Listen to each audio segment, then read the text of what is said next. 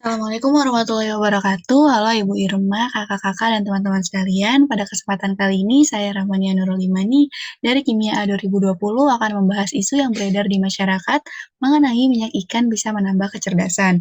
Untuk tugas mata kuliah Kimia Bahan Makanan dengan dosen pengampu Ibu Irma Ratna Artika. Nah, langsung saja saya mulai pembahasannya. Pertama, saya akan mulai dari pengertian minyak ikan terlebih dahulu. Minyak ikan merupakan minyak atau lemak yang diperoleh dari hasil ekstraksi jaringan ikan.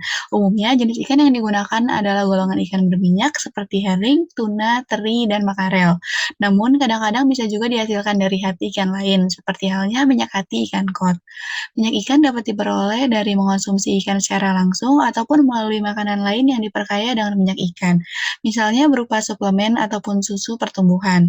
Organisasi Kesehatan Dunia atau WHO merekomendasikan masyarakat untuk mengonsumsi 1-2 porsi ikan per minggu, karena kandungan gizi yang terkandung pada daging ikan bisa memberikan banyak manfaat bagi kesehatan, tak terkecuali pengobatan untuk sejumlah penyakit. Namun, bila hal itu sulit untuk dipenuhi, bisa disiasati dengan mengonsumsi suplemen minyak ikan. Minyak ikan menjadi salah satu suplemen yang ramai dikonsumsi di kalangan masyarakat karena dikenal dengan berbagai manfaatnya terhadap kesehatan tubuh manusia. Tetapi terdapat isu yang beredar di kalangan masyarakat mengenai minyak ikan bisa menambah kecerdasan. Nah, untuk membahas isu tersebut bisa dimulai dari menganalisis zat gizi yang terkandung pada minyak ikan itu sendiri, yaitu seperti yang ditampilkan pada layar di sebelah kanan. Nah, dari beberapa zat gizi yang terkandung pada minyak ikan tersebut, terdapat zat gizi unggulan dalam kandungan minyak ikan, yaitu terdapat jumlah yang cukup banyak pada vitamin A, yaitu sebesar 4,041%, lalu ada lemak total sebesar 150%, dan energi sebesar 42%. Lalu selanjutnya akan dibahas mengenai komponen gizi. Minyak ikan mengandung asam lemak esensial atau yang tidak dapat diproduksi oleh tubuh sehingga harus diperoleh dari nutrisi makanan, yaitu omega 3. Ada dua jenis asam lemak omega 3 yang terdapat dalam minyak ikan, yaitu docosahexaenoic acid atau DHA dan eicosapentaenoic acid atau EPA. Jenis omega 3 yang ditemukan dalam minyak ikan memiliki manfaat kesehatan yang lebih besar daripada omega 3 yang ditemukan di beberapa sumber nabati lainnya. DHA merupakan asam lemak omega 3 yang dominan di otak dan terakumulasi di area otak yang berkaitan dengan fungsi memori atau belajar. DHA yang terhubung dengan membran sel otak berperan dalam mengatur beberapa proses seperti neurogenesis, neuroplastisitas, sinaptogenesis, dan fluiditas membran. Beberapa proses tersebut dapat meningkatkan kecepatan neurotransmisi dan transduksi sinyal antar sel otak. Selain itu, DHA yang meningkatkan aliran darah pada otak berfungsi dalam melakukan aktivitas yang memerlukan fungsi kognitif. EPA yang terkandung dalam minyak ikan juga berperan dalam berbagai proses, seperti pasokan nutrisi menuju otak dan peningkatan aliran darah otak. Selain itu, minyak ikan juga mengandung kolesterol. Di sebuah penelitian ditemukan bahwa suplementasi minyak ikan tidak membantu kolesterol LDL yang tinggi. Tetapi faktanya, minyak ikan bisa meningkatkan kadar high density lipoprotein atau HDL atau kolesterol baik dalam tubuh dengan meningkatkan ukuran partikelnya hingga melebihi LDL atau kolesterol jahat. Produk minyak ikan biasanya mengandung 180 sampai 465 mg EPA dan 120 sampai 375 mg DHA per kapsul. Komponen gizi selanjutnya yang terkandung dalam minyak ikan yaitu ada vitamin A. Vitamin A merupakan salah satu jenis vitamin larut dalam lemak yang berperan penting dalam pembentukan sistem penglihatan yang baik, pertumbuhan tubuh, dan pembelahan sel. Vitamin A tidak dapat dibuat oleh tubuh sehingga harus dipenuhi dari luar. Nah, di sebelah kanan itu ada gambar struktur kimia dari bentuk asupan vitamin A yang paling umum, yaitu ada retinol, retinal, dan retinsaur. Nah, pada 100 gram minyak ikan terdapat 4,041% vitamin A. Nah, ternyata terdapat banyak manfaat apabila kita mengonsumsi minyak ikan. Di antaranya yaitu yang pertama, mendukung kesehatan jantung. Pada jurnal mengatakan bahwa sejumlah faktor risiko penyakit jantung dapat diredakan dengan mengonsumsi daging ikan atau minyak ikan. Nah, tetapi meskipun minyak ikan untuk kesehatan dapat dirasakan langsung untuk mencegah risiko penyakit jantung, tetapi belum ada bukti yang menunjukkan bahwa mengonsumsi minyak ikan dapat mencegah serangan jantung atau stroke. Lalu yang kedua, meningkatkan kesehatan otak. Dalam jurnal ilmiah dijelaskan bahwa otak manusia terdiri dari 60% lemak. Sebagian besar lemak tersebut adalah asam lemak omega 3. Oleh sebab itu, omega 3 sangat penting untuk fungsi otak. Faktanya, beberapa penelitian menunjukkan bahwa orang dengan gangguan mental tertentu memiliki kadar omega 3 yang lebih rendah dalam darah. Selanjutnya, yang ketiga, menyehatkan mata. Sama halnya dengan otak, mata juga mengandalkan lemak omega 3 agar berfungsi normal dan baik. Studi menunjukkan bahwa mengonsumsi omega 3 yang cukup dapat terhindar dari penyakit mata. Selain itu, ketika usia semakin bertambah, maka kesehatan mata akan semakin menurun. Nah, menyantap ikan dapat menurunkan risiko degenerasi makula.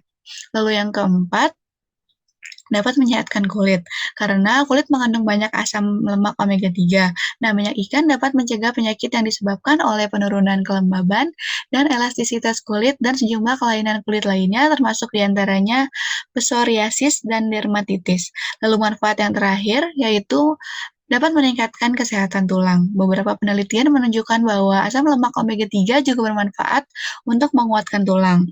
Orang dengan asupan omega 3 dengan tingkat darah yang lebih tinggi mungkin memiliki kepadatan mineral tulang yang lebih baik. Sejumlah penelitian lainnya menunjukkan bahwa suplemen ini dapat mengurangi gejala kerusakan tulang dan bisa mencegah penyakit tulang.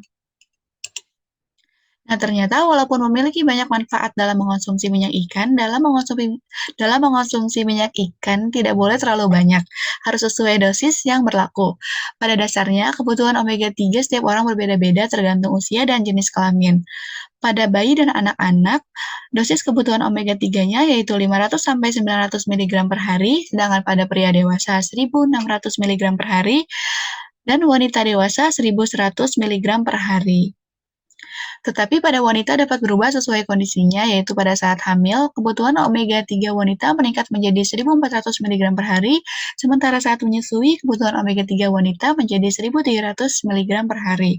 Lalu apabila mengonsumsi minyak ikan lebih banyak dari dosis tersebut, maka dikhawatirkan akan berefek pada yang pertama itu bisa gula darah tinggi. Menurut beberapa penelitian, terlalu banyak konsumsi asam lemak omega 3 bisa menaikkan kadar gula darah, khususnya untuk pengidap diabetes tipe 2.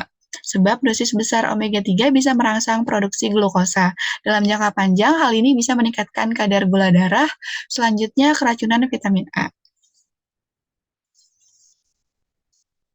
Beberapa jenis suplemen asam lemak omega 3 memiliki kandungan vitamin A yang tinggi. Nah, apabila dikonsumsi dalam jumlah besar, kandungan vitamin A dalam minyak ikan dapat menjadi racun. Keracunan vitamin A bisa menyebabkan efek samping seperti pusing, mual, nyeri sendi, dan iritasi kulit. Dalam jangka panjang, hal ini dapat memicu kerusakan hingga gagal hati. Efek samping mengonsumsi minyak ikan berlebih yang paling umum adalah diare. Masalah ini biasanya disertai gangguan pencernaan lain seperti kembung.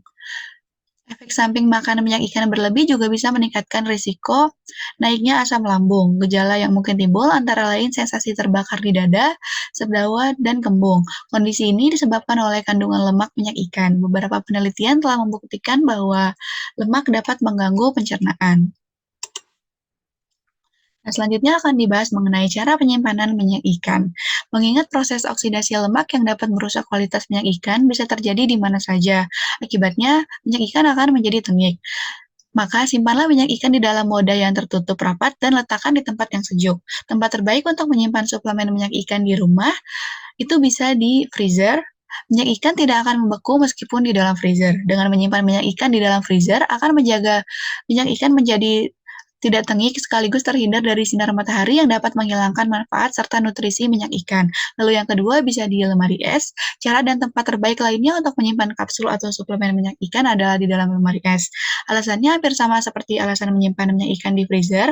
Nah, kelebihannya, jika menyimpan di lemari es, kemungkinan lupa mengonsumsi minyak ikan setiap hari akan lebih kecil dibandingkan ketika disimpan di freezer. Lalu yang terakhir, bisa disimpan di meja makan. Menyimpan minyak ikan di meja makan menjamin agar tidak lupa untuk mengonsumsinya. Namun jika memilih menyimpan kapsul minyak ikan di meja makan, pastikan untuk menyimpan di tempat yang sejuk dan terhindar dari sinar matahari langsung. Nah, jadi kesimpulan dari pembahasan kali ini yaitu omega 3 yang terkandung dalam minyak ikan berperan dalam berbagai mekanisme biologis dan fisiologis otak. Struktur kimia omega 3 yang fleksibel dapat meningkatkan validitas membran neuron atau sel otak. Selain itu, omega 3 memiliki efek terhadap fungsi endotel sehingga dapat mempengaruhi aliran darah pada otak. Tetapi Hingga saat ini belum ada bukti yang kuat mengenai peran minyak ikan dalam meningkatkan performa kognitif pada individu yang sehat. Akan tetapi, suplemen minyak ikan dapat berguna untuk meningkatkan fungsi otak pada individu yang mulai mengalami penurunan kemampuan kognitif. Selain itu, kecerdasan dapat dipengaruhi oleh faktor internal maupun eksternal, seperti menambah nutrisi lain dan melakukan aktivitas yang dapat melatih otak. Nah, berikut adalah daftar pustaka yang saya gunakan sebagai sumber referensi dalam membahas materi ini. Nah, mungkin sekian presentasi dari saya. Apabila ada kekurangan, mohon dimaafkan. Semoga bermanfaat. Terima kasih. Wassalamualaikum warahmatullahi wabarakatuh.